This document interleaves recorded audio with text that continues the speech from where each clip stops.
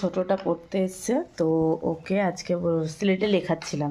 তো লেখাতে লেখাতে ওর বারবার আমি সে লিখতে দিয়ে কাজ করব, তার কাজ করতে পারছি না। লিখতে দিচ্ছি, ও লেখা যাচ্ছে, হয়ে গেছে হয়ে গেছে এই করছে। তো এই দেখো আজকে তারপরে ওকে খাতায় দিয়েছি, দাঁড়াও দেখাচ্ছি।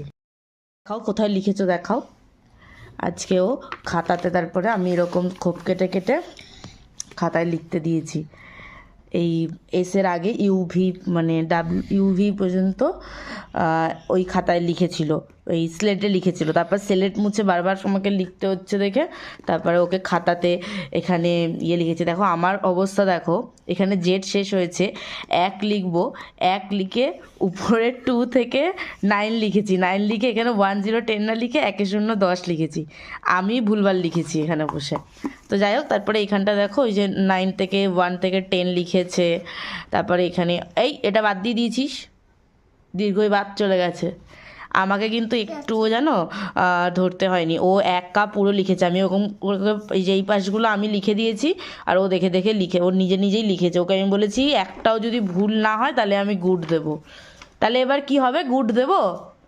তুমি তো এটা বাদ, এটা তো লেখোনি তো, তাহলে এবার কি হবে, গুড কি দেবো আমি? গুড কি দেওয়া উচিত? ভুল তো হয়েছে, যে এটা বাদ চলে গেছে, এটা ঠিক করে লিখে দাও, লিখে দাও, লিখে দাও, দিগ্গই লিখে দাও।